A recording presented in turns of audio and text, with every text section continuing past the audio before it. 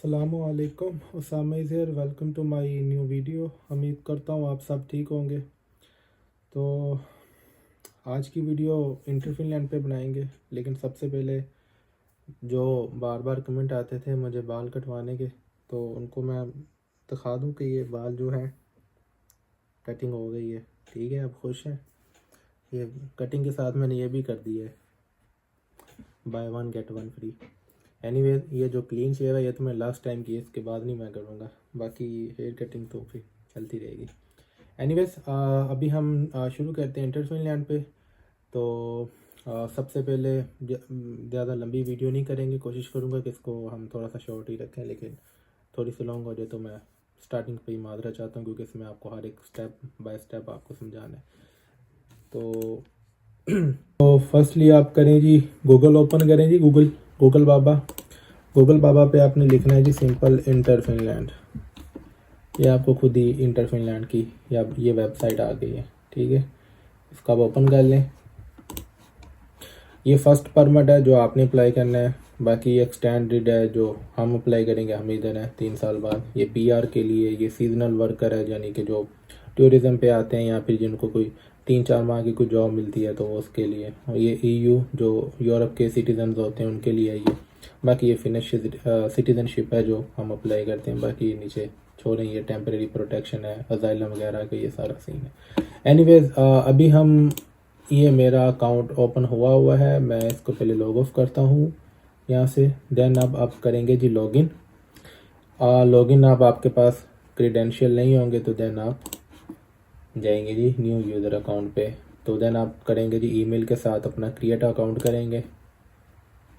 अब इधर आपने अपना फर्स्ट नेम, लास्ट नेम, अपनी date of birth, email, mobile number Pakistan का और अपना एक अच्छा सा पासवर्ड रख के आपने आई हैव रीड करके आपने क्रिएट अकाउंट कर देना है। देन आपको फिर एक ईमेल आएगी आपकी जीमेल पे, तो वो आपने उधर से लिंक आएगा, वो आपने इसको ओपन करके आपने इसको वेरीफाई कर लेना है। ठीक है, देन फिर उसके बाद मे बी वो आपसे मांगे, वो क्या नाम है, वेरिफिकेशन कोड भी मांगते हैं। अब वो कभी कभी मांग लेते हैं, तो इतनी परेशानी होने वाली बात नहीं है। आप बहरहाल पहले आप जब आप वेरीफाई कर लेंगे लिंक से, देन आपने सिंपल वापस आना है इंटरफिनलैंड की वेबसाइट पे। आपने फिर अपना ईमेल जो आपने जिस पे अकाउंट बनाया है, ठीक है, वो आप यूज़ करेंगे। ये मेरा बना हुआ है तो मैं लॉगिन करूँगा। ठीक है, तो सम टाइम होता है कि ये पेज खुलने से पहले वो आपसे वेरिफिकेशन कोड मांग लेता है। वो आपकी ईमेल पे आ जाता है, आपने ईमेल पे जाके 6 डिजिट का होता है, वो आपने देख के वो आपने इधर लगाना है और वो आपका लॉगिन हो जाएगा। ठीक है, तो ये हो गया। अब ये मेरी एप्लीकेशन है, ये प्रीवियस मेरा जो डिसीजन है सारा, ये इधर ये देखें जी, माशाल्लाह। ये इंशाल्लाह आप लोगों को अभी बहुत सारे लोगों को मिल भी चुका होगा और बहुत सारे लोगों को मिलेगा इंशाल्लाह, इस साल नहीं तो अगले साल से ही। तो ये मेरा डिसीजन आया था 29 अगस्त को 2023 को। ये मेरा सारा मैंने इंटरव्यू जो दिया था वो 26 को नहीं 27 को मेरा इंटरव्यू हुआ था और 28 को मेरा डायरी नंबर लग गया था। उसके बाद फिर ये सारा डेट है और ये मेरे डॉक्यूमेंट्स है जो मैंने अटैच किए थे और ये मेरा डिसीजन है जो उन्होंने मुझे दिया था। ठीक है, और ये सब कुछ जो भी है। ठीक है, तो ये रेजिडेंस परमिट फॉर स्टडी, ये मेरी एप्लीकेशन है जो मैंने फ़िलअप की थी। एनीवेज, अब आपको सिखाता हूँ कि आपने नई एप्लीकेशन कैसे ऐड करनी है। अब आपने करना है जी फर्स्ट रेजिडेंस परमिट अप्लाई करना है। ठीक है, इसके ऊपर क्लिक करके देन आप क्यों आ रहे हैं, तो आप आ रहे हैं जी स्टडीज़ के लिए। अगर फैमिली है तो फैमिली पे क्लिक कर देना आपने। अब गेट रेडी, सब कुछ जो भी है अब आपने fill in the blanks, fill in the application open करना है। ठीक है, अब आपने ये होता है कि सबसे पहले एप्लीकेशन डी वीज़ा। ये जो डी वीज़ा होता है ना, ये पेपर वीज़ा होता है, सेम एज लाइक यूएई। ठीक है, आपको वीज़ा दे देते हैं, फिर आप इधर आके मिग्री से आप जाके खुद ही अपना रेजिडेंस परमिट कार्ड ले लेते हैं आपका। ठीक है, तो ये वैसे इसकी ज़रूरत नहीं है, इसकी एक एक्स्ट्रा फीस भी होती है। सिंपल आप रेजिडेंस परमिट लें पूरा, वो उसका डिसीजन भी आ जाता है 30 से 35 दिन, समटाइम 40 डेज भी लग जाते हैं। कुछ ऐसा होता है अगर कोई डायरी नंबर मिस हो जाता है तो फिर 3-4 माह भी लग जाते हैं। तो वो कुछ केसेस में होता है, कोई 15-20 में से या 50 में से एक केस में हो जाता है ऐसा, लेकिन मोस्टली होता नहीं है इस तरह। तो आप डी वीज़ा छोड़ें, डी वीज़ा पे ना जाएं, आप इन्हें सिंपल आप इसे नो करें। ठीक है, अगर आप फिर भी अगर वो होता नहीं है, किसी को होता है पैशन यार के बस मैंने पंगा लेना है, तो वो ले सकता है, नो प्रॉब्लम। वो उसकी अपनी मर्ज़ी होगी। बट डी वीज़ा का कोई फ़ायदा नहीं होता, इसकी एक्स्ट्रा कॉस्ट ही है आपकी। चुपचाप अपना वीज़ा अप्लाई करें, 40 दिन बाद भी अगर वीज़ा आता है, 30-35 दिन बाद, देन वीज़ा आने के बाद आप आलमोस्ट आपके तकरीबन 15 से 16 दिन या मे बी 20 डेज़ लगते हैं, आपका रेजिडेंस परमिट आपके घर पे आ जाता है। तो देन वो लेके आप ट्रैवल करें, ठीक है। तो ये नो कर दें, अगर यस करना है तो आपकी मर्ज़ी है।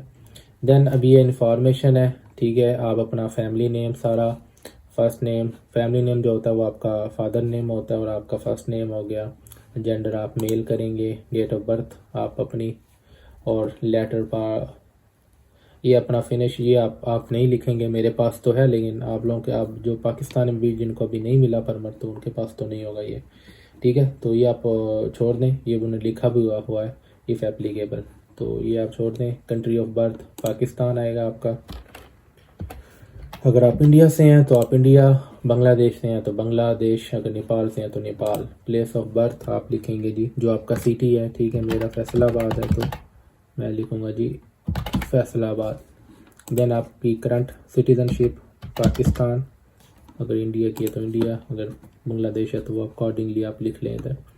नेटिव लैंग्वेज आप लिखेंगे जी उर्दू, अगर आपकी हिंदी है तो हिंदी लिखेंगे, सॉरी उर्दू लिखेंगे। अगर हिंदी है तो आप हिंदी भी कर सकते हैं, इसमें हिंदी का भी ऑप्शन होगा, आई थिंक सो। हाँ ये है, हिंदी का भी है, बंगाली का भी होगा, ठीक है। तो प्रेफर लैंग्वेज ऑफ कॉन्टैक्ट आप इंग्लिश, ऑक्यूपेशन आप स्टूडेंट करेंगे, ठीक है। करंट एजुकेशन आपकी जो अभी है, अगर आपने इंटरमीडिएट पूरा किया है, 12 क्लासेस पूरी की हैं तो देन आप सेकेंडरी लेवल लिखेंगे। अगर आप मास्टर्स पे आ रहे हैं, बैचलर पूरा किया हुआ तो आप यूनिवर्सिटी डिग्री करेंगे, तो भी सेकेंडरी लेवल करते हैं। फिर कॉन्टैक्ट इन्फॉर्मेशन में आपने अपना घर का पता जो भी आपका है वो आपने लिखना है, इंडिया का, पाकिस्तान का, जो भी आपका है, कंट्री वगैरह। इधर आपने ईमेल लिखनी है, इधर आपने टेलीफोन नंबर है, ठीक है। और ये अगर इफ़ डिफरेंट फ्राम, ये आप छोड़ दें, इसको कोई ज़रूरत नहीं है आपका। अगर आपका रहते कहीं पे और आप अपनी पोस्ट कहीं और पे रिसीव करते हो देन आप फिर ये यूज़ कर सकते हैं, ठीक है। पोस्ट मतलब यानी कि अगर आपके खत वगैरह, लेटर वगैरह, अगर आपके मिसाल के तौर पे आप दादा जान के साथ रहते हैं लेकिन आपके लेटर्स जो हैं वो कोई भी पार्सल वगैरह आपके नाना अबू के घर पे आते हैं तो देन आप दोनों पते लिख सकते हैं इधर, ठीक है। तो अदरवाइज़ एक पता लिख दें बस बहुत है। इंफॉर्मेशन ऑन पासपोर्ट, ये आप इधर आप पासपोर्ट टाइप आप लिखेंगे जी, पासपोर्ट सिंपल क्लिक करेंगे ऊपर, ठीक है। Passport number, country of issue यानी कि पाकिस्तान, अगर आप इंडिया गए तो इंडिया, ठीक है। देन आप अथॉरिटी ऑफ इशू आप लिखेंगे जी interior ministry of Pakistan, interior ministry. Then Pakistan simple, ये आप कैपिटल करके लिखना है, ठीक है। एम जो है ये आपने कैपिटल लिखना है। ये ऊपर लिखा भी होगा, पासपोर्ट के ऊपर लिखा होगा, देन आप वहाँ से देख के भी लिख सकते हैं, मे बी उधर जो भी नेम लिखा होगा वो लिख सकते हैं। बाकी ये भी इंटीरियर मिनिस्ट्री भी ठीक है, या मिनिस्ट्री ऑफ इंटीरियर होगा पाकिस्तान, ठीक है। इस तरह भी आप लिख सकते हैं, वो पासपोर्ट के ऊपर देख लीजिएगा क्या लिखा होगा, डेट ऑफ इशू और डेट ऑफ एक्सपायरी, ठीक है। Then earlier residence in Finland, आप पहले फिनलैंड में नहीं रहे तो no, have you resided, no, ठीक है। मैरिटल स्टेटस आपका, अगर आप शादीशुदा हैं तो देन यस, अगर नहीं तो नो कर दें। डू यू हैव चिल्ड्रन, जब शादी नहीं हुई तो बच्चे कहाँ से आएंगे, ओके नो कर दें। अब नेक्स्ट नहीं जी, वो कह रहा है, वो मेरी जो टेलीफोन का एरर आ रहा है तो वो कह रहा है कि फिलअप करो, मैं क्यों करूँ फिलअप, मुझे कौन सा करना है, मैं तो आप लोगों के लिए कर रहा हूँ, ठीक है। अब आगे जी the level of your studies, ठीक है। अब आपने लेवल स्टडी का आपने हायर एजुकेशन कर देना है, ठीक है, जिसके लिए आप परमिट अप्लाई करें। आप या बैचलर्स पे आ रहे हैं या फिर मास्टर पे तो हायर एजुकेशन ही होगा वो, ठीक है। उसके बाद ये नेशनल लर्नर आईडी, ये अब आपको जो ऑफर लेटर आएगा ना यूनिवर्सिटी की तरफ से उसके ऊपर ये नेशनल लर्नर आईडी या study info learner ID number उधर आपका लिखा होगा, तो वो आपने उधर से कॉपी करना और इधर पेस्ट कर देना है, ठीक है। 24 तक तो लिखा होगा आपका सेम ही होगा, ये लिखा हुआ, बाकी 24 डॉट के बाद अगला जो है ना वो आपने उधर से कॉपी करना है और इधर पेस्ट कर देना है, ठीक है। अब आपका एजुकेशन इंस्टीट्यूशन इधर से आपने अपना देख लेना है कौन सी यूनिवर्सिटी है। मैं देखता हूँ जी मेरी यूनिवर्सिटी किधर है जी, यूनिवर्सिटी ऑफ, ये आ गई मेरी यूनिवर्सिटी, ठीक है जी। I love my university, I don't know why, मुझे शुरू से ही पैशन है इसका, पता नहीं क्यों आया था। टाइप ऑफ स्टडीज़ आप करेंगे जी, बैचलर्स डिग्री में आ रहे हैं तो बैचलर करेंगे, अगर आप एक्सचेंज स्टूडेंट हैं या फिर जो अगर आप सिंपल कोई डिप्लोमा के लिए या कोई शॉर्ट कोर्सेज के लिए आ रहे हैं तो आप ये करेंगे तो बैचलर डिग्री करें जी। ऊपर have you applied for asylum, no. Specify, okay, have you applied, no. अगर यानी कि अगर आपने किसी और यूरोपियन कंट्री में भी अगर आपने असाइलम लिया तो आप अगर लिया तो आप यस करेंगे, अगर नहीं तो अगर यस करेंगे तो सारी बात वो मज़ीद इन्फॉर्मेशन मांगेगा, ठीक है, तो आप नो कर दें अगर आपने नहीं लिया तो। एनीवे ठीक है, आगे आगे जी स्पेसिफाई विच डिग्री और क्वालिफिकेशन, अब आप बताएंगे आप मास्टर पे आ रहे हैं, बैचलर्स पे आ रहे हैं या आप किसके लिए आ रहे हैं, तो आप बैचलर डिग्री कर दें। स्टडी लैंग्वेज आपकी क्या है, इंग्लिश है जी। रशिया भी लिखा हुआ है भाई, इनकी तो रशिया से लगती है, रशियन क्यों लिखा है इन्होंने। स्टार्ट डेट ऑफ स्टडीज़, अब आपने ये आपके ऑफर लेटर पे लिखा होगा आपकी स्टडीज़ कब से स्टार्ट हो रही हैं। मोस्टली जो स्टडीज़ हैं बैचलर्स की वो 1 अगस्त से मेरे ख्याल से, यस, 1 अगस्त से ही स्टार्ट होती हैं। तो आप इधर वो डेट मेंशन कर दें, अगर आपकी किसी की यूनिवर्सिटी से पूछ लें, मे बी 1 सितंबर से भी आप कर सकते हैं। जब से आपकी स्टडी स्टार्ट हो रही है आप चेक कर लें, ठीक है।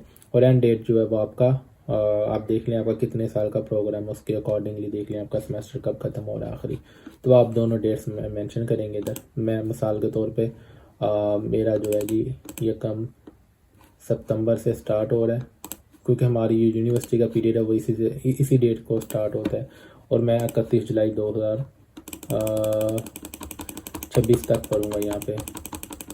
ये लें जी, क्योंकि मैं ये रियलिटी है, मैं तो कतई ये मैंने 2 साल किया है, हालांकि मैं क्योंकि मेरा 1 साल होने वाला है ऑलमोस्ट अल्हम्दुलिल्लाह, तो उसके अकॉर्डिंगली आप ये डेट आप सिलेक्ट कर सकते हैं जो भी आपकी एजुकेशन पीरियड है। Are you applying for a permit for a period other than the duration, no.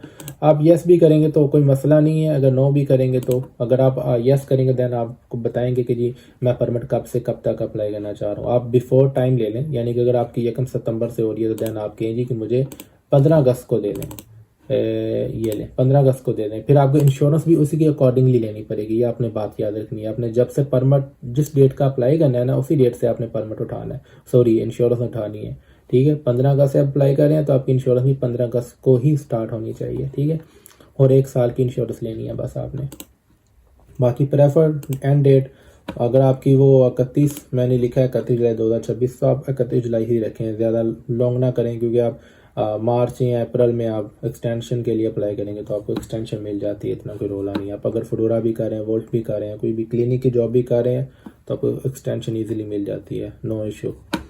आगे आप उन्होंने पूछा है कि आपने एजुकेशन इंस्टीट्यूशन में रजिस्टर कर लिया अपने आप को एज अ प्रेजेंट, तो आप बता दें अगर आपने अटेंडिंग कर दिया तो यस कर दें, अगर आप कह रहे हैं कि मैं फिनलैंड आके करूँगा देन आप आई विल भी कर सकते हैं।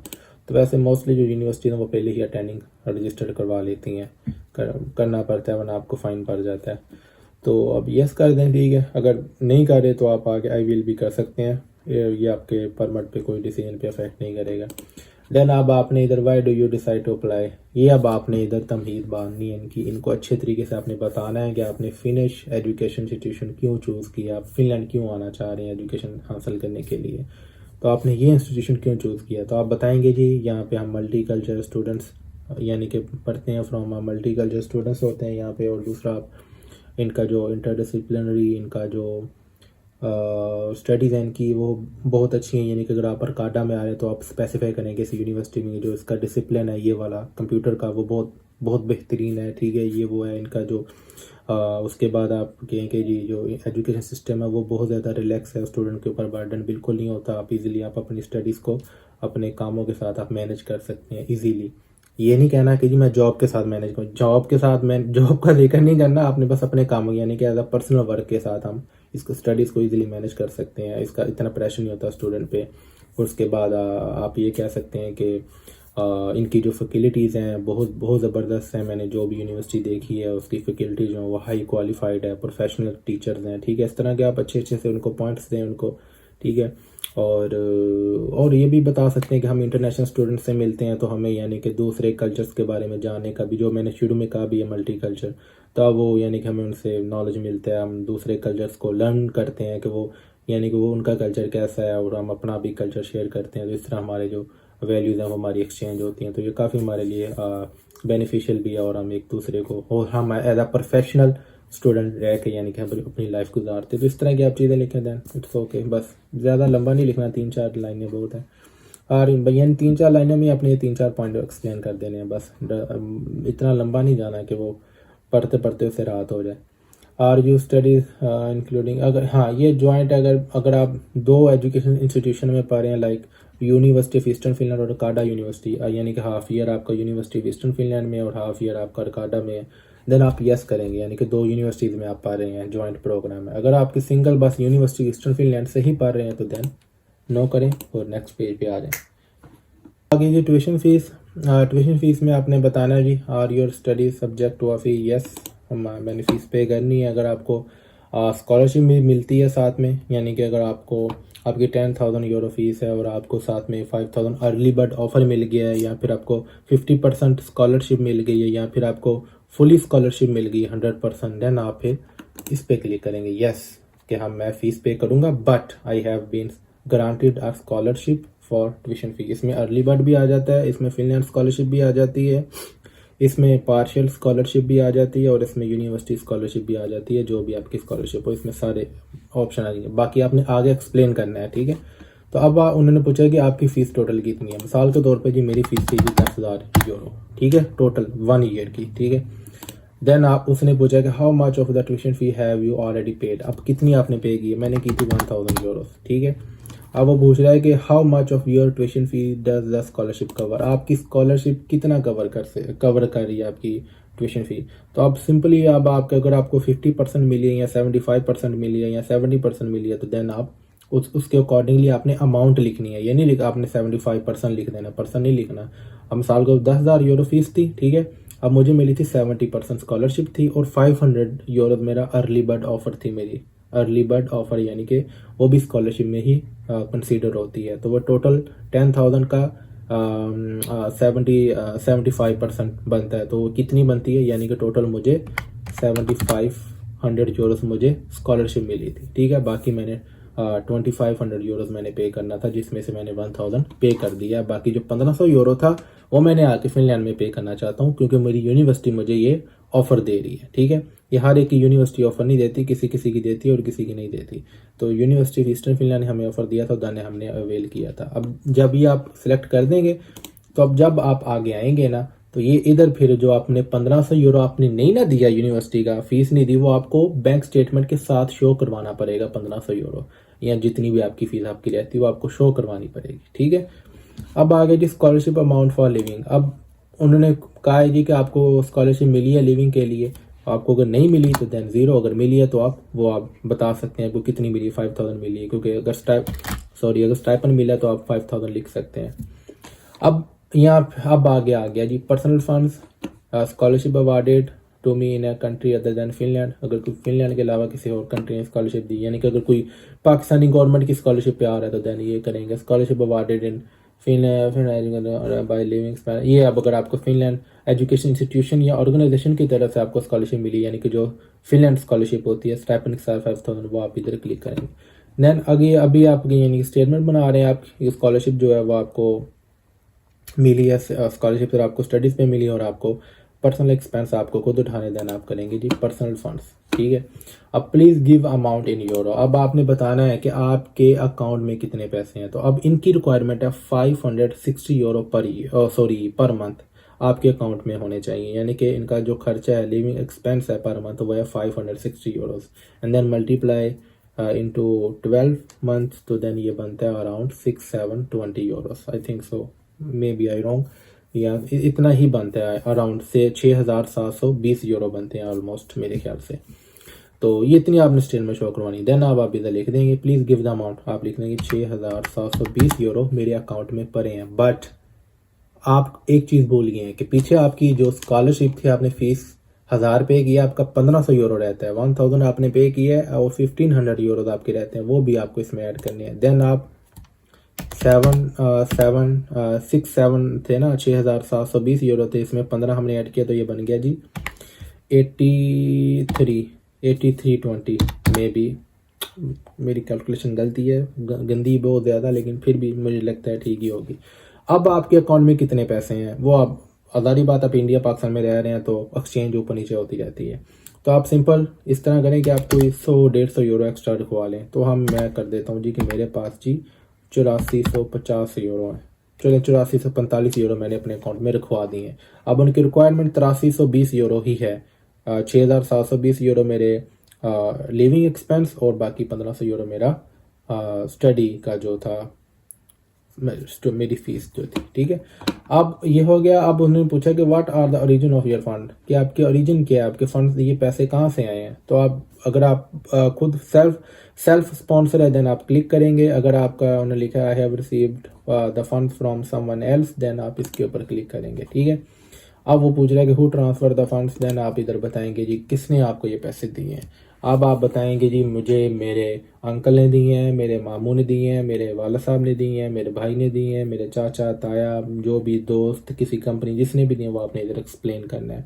लेट्स सपोज मैं अपना केस एक्सप्लेन कर देता हूँ। मेरे 2 मामू स्पॉन्सर थे जो कि मैंने लास्ट वीडियो में बताया भी था, कवर लेटर आपको शो भी करवाया था मैंने। तो उसमें आपने उसके अकॉर्डिंग लिख देना है कि जी मेरे ये अंकल एक हैं, वो मेरा फर्स्ट स्पॉन्सर वो हैं, वो यूके में होते हैं, वो मुझे स्पॉन्सर करें। मैं एक ही स्पॉन्सर लेके चलता हूँ, दूसरे को आप छोड़ दें। अगर किसी के 2 हैं तो वो मेरा कवर लेटर लास्ट वीडियो में जाके देख सकता है, तो वो आपको ईजी हो जाएगा। और उसका मैंने लिंक भी दिया हुआ है डिस्क्रिप्शन में, आप वो कवर लेटर जाके वहाँ से आप ले भी सकते हैं ईजीली। तो अब ये है कि अब आपका एक ही स्पॉन्सर, आप उसको बताएंगे जी कि वो कहाँ पे रहता है। ठीक है, और उसका वो काम क्या करता है और उसकी जो सैलरी वगैरह सब कुछ आप बता देंगे। ठीक है, ये नहीं बता देना कि उसकी सैलरी जो पर मंथ है वो 2300 है या 2500 है पाउंड या 6000 पाउंड है, इतना नहीं बता देना। आप बस सिंपल बताना है कि उसकी एक सैलरी है, ठीक है, जो उसको मंथली मिलती है, और वो मैंने उसके जो डॉक्यूमेंट्स हैं, सैलरी स्लिप्स वगैरह, टैक्स वगैरह सब कुछ जो है वो मैंने साथ अटैच कर दिए हैं। डेट्स ऑल, बस इतना लंबा नहीं जाना।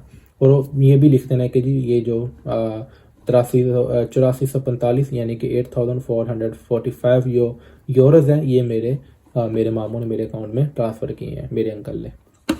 अब ये नीचे शो हो गया कि आपकी रिपोर्टेड जो इनकम है आप ये शो करवा रहे हैं इस वक्त। ठीक है, और ये उन्होंने लिखा भी हुआ है you must have at least euro 560 at your disposal every month to be able to pay for your accommodation, food and other needs. More information आपने ये यानी कि मैंने आपको पहले ही बता दिया कि 560 यूरो आपने पे करने हैं। एनीवे देन आप आ जाएं जी आगे। आपकी उन्होंने हेल्थ इंश्योरेंस का पूछा है, will you have in Finland, then आप लिखेंगे जी प्राइवेट हेल्थ इंश्योरेंस। ठीक है, अब आपने कौन सी ली है, तो आपको इधर उन्होंने लिखा है जी कंपनी का नेम। अब आपने जारी बात है यूनाइटेड के लिए होगी या स्विस के लिए होगी, जो कि यहाँ पे नाम नहीं है। तो सिंपल आप इधर से छोड़ के अदर करके आप इधर लिख देंगे जी यूनाइटेड इंश्योरेंस। ठीक है, आप अगर स्विस केयर है तो आप इधर स्विस केयर लिख देंगे। ठीक है, बाकी डेट ऑफ इंश्योरेंस मैंने आपको पहले बता चुका हूँ। अगर आपने वीडियो पूरी देख रहे हैं तो आपको आइडिया हो जाएगा कि ये पॉइंट भी आपको समझ आ जाएगा कि आपने इंश्योरेंस की जो वैलिडिटी है वो क्या रखनी है और क्या रखनी है और कैसे रखनी है। ठीक है, तो वो आप पहले देख सकते हैं। तो इसलिए ये वीडियो को स्किप कम ही करें तो बेहतर है, क्योंकि हर एक स्टेप मैं अच्छे से बता रहा हूँ। I hereby to confirm that my health insurance, okay ये आप कर दें आई हेयर बाय कन्फर्म, यानी कि जो मेरी इंश्योरेंस है वो एंटायर, यानी कि जितना देर मैं फिनलैंड में रहूँगा वो मेरा कवर करेगी। ठीक है, then my insurance cover all expense with no coverage limit, tick this box only if your insurance does not have a coverage limit. No, इस पे आपने क्लिक नहीं करना क्योंकि आपकी लिमिट होगी। ठीक है, अब आपकी कितनी लिमिट है ये आपकी इंश्योरेंस के ऊपर लिखी होगी। अगर नहीं भी लिखी तो आप अपने जिससे आप ले रहे हैं आप उससे पूछ लें कि आपकी कितनी लिमिट है। तो 50,000 वैसे इनकी रिक्वायरमेंट है, 50,000 यूरोज इनकी रिक्वायरमेंट है कि आपकी इतना मेडिकल एक्सपेंस का जो है ना आपकी इंश्योरेंस कवर कर सके। तो आप 50,000 लिख दें इधर, और अमाउंट ऑफ यानी कि आप कितनी बार क्लेम कर सकते हैं इंश्योरेंस। तो जितनी बार भी है यूनाइटेड वाले आपको 136 आई थिंक सो पर क्लेम देते हैं, आई थिंक सो इतना दे देते हैं। तो ये आप अपने इंश्योरेंस एजेंट से आप ये पूछ सकते हैं दोनों चीज़ें। ठीक है, तो ये आपने फिर क्लिक नहीं करना क्योंकि आपकी लिमिट है। अब एडिशनल इन्फॉर्मेशन, अगर आपकी कोई भी एडिशनल इन्फॉर्मेशन है, if there any purpose of your application decide, तो आप देन लिखें। अगर कोई नहीं है पर्पस आपकी एप्लीकेशन स्ट्रेट एंड फॉरवर्ड है देन आप इसको छोड़ दें, ये कंपलसरी नहीं है। अब पॉसिबल क्रिमिनल ऑफेंस अगर कोई है आपका, have you ever been convicted on, no भाई कोई नहीं, शरीफ बंदे हैं ऐसी भाई। Are you suspect in a criminal, no, अगर हैं तो आपने सच बोलना है, झूठ नहीं बोलना है, क्योंकि ये ऑथराइज होते हैं, ये पूछ लेंगे सब कुछ आपके बारे में। डू यू कंसेंट, ये देखें उन्होंने पूछ भी लिया है कि आप हमें अथॉरिटी देते हैं कि हम इमिग्रेशन वाले यानी कि हम आपका क्रिमिनल रिकॉर्ड एक्सट्रैक्ट कर सकें आपकी फॉरेन अथॉरिटी यानी कि आपके कंट्री से, तो आप जारी बात आपको देनी पड़ेगी। नो आप कर नहीं सकते, अगर नो करेंगे तो आपसे जस्टिफिकेशन भी वो मांग सकते हैं। ठीक है, ये आ गया वाई। तो आप यस करें जी, आप पूछ लें, पूछें जिस तरह मर्जी पूछें। अगर आप कुछ नहीं किया तो फिर डर किस चीज़ का। Have you been prohibited from entering Finland और द सेंट्रल टेरिटरी।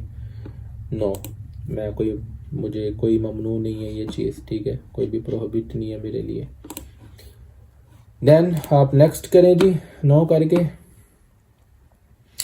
अब आ गया जी आपके एड डॉक्यूमेंट्स। अब ये बस इधर मैं वीडियो ख़त्म कर दूंगा, ये आपको डॉक्यूमेंट्स के बारे में बता के देन ये जो आखिरी पार्ट है ये मैं आपको वैसे ही समझा दूंगा कि इसमें क्या होगा। ठीक है, अब आपने इधर ये अपने पासपोर्ट की एक पिक्चर लेनी है और आपके 4 पेजेस होंगे। यह बात ये रखनी जो आपने लेने हैं। ठीक है, एक तो जिसके ऊपर आपकी पिक्चर होगी पासपोर्ट का मेन, और उसके साथ का जो एक और पेज होता है जिसके ऊपर लिखा होता है जी मिनिस्ट्री ऑफ इंटीरियर, इस तरह का बड़ा पाकिस्तान या इंडिया जो भी होता है, वो पूरे आगे 2 पेज आगे। ठीक है, फ्रंट के 2।